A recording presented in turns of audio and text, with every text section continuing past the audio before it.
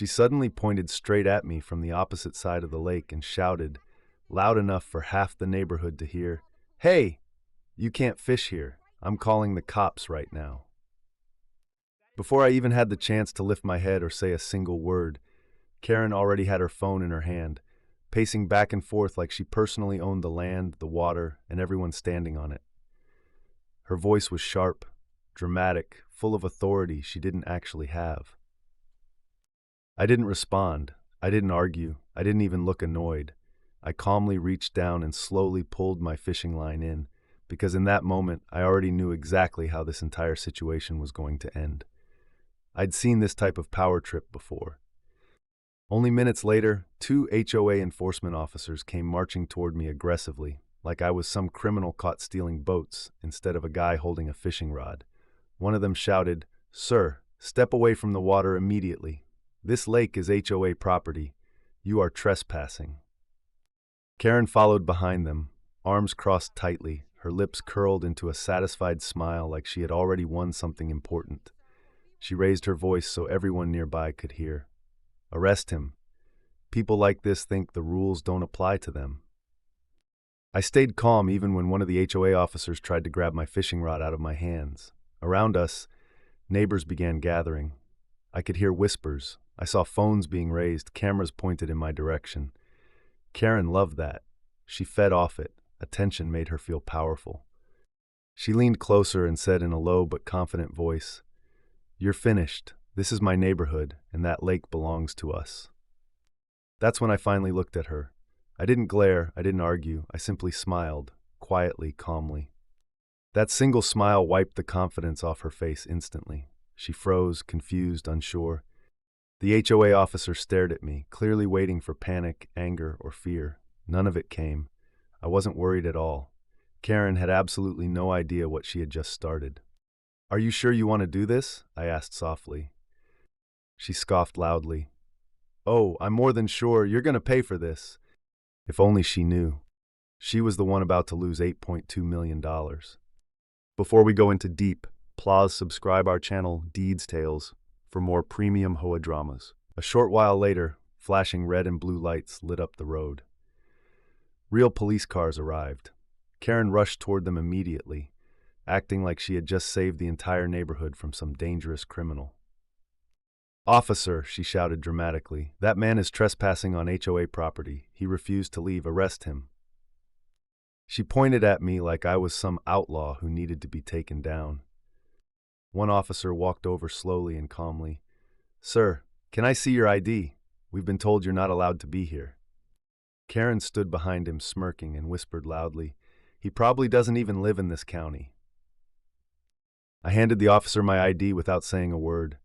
He looked at it carefully, then he looked at me again, and that's when his expression changed. Something clicked. Something shifted. Karen didn't notice. She was too busy enjoying what she thought was her big victory moment. One of the HOA officers stepped in aggressively. We already issued him a formal HOA violation. He resisted.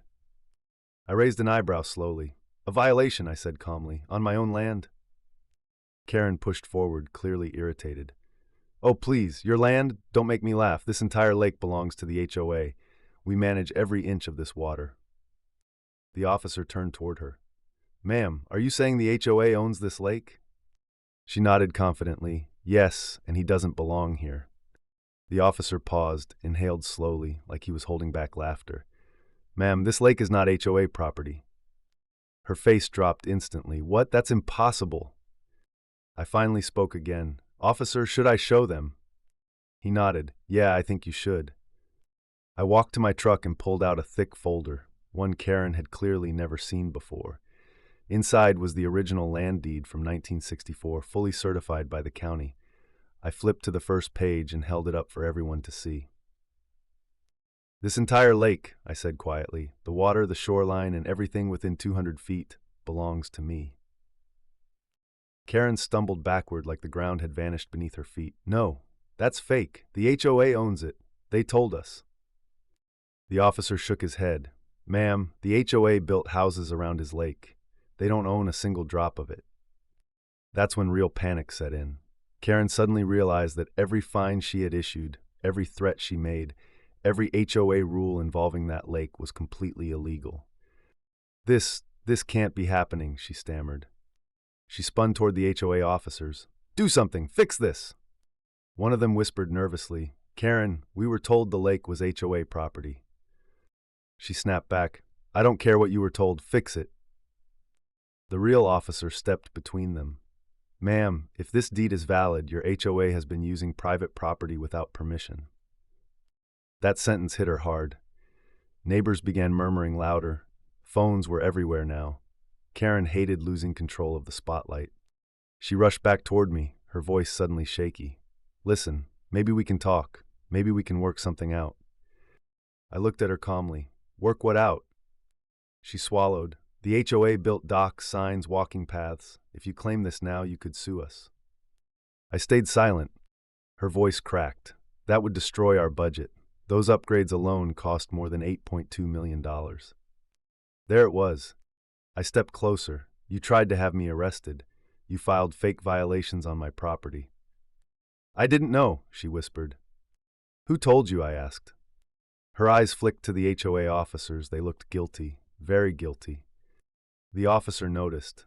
Is someone going to explain why the HOA enforced rules on land it didn't own? One officer finally cracked. The president knew. She said controlling the lake would raise property values. Karen gasped. You told me we owned it. We never did, he admitted, but you acted like you ran everything. They started yelling, blaming each other. I stood there quietly, watching the HOA collapse piece by piece. The HOA president arrived, trying to regain control, but the officer stopped her immediately.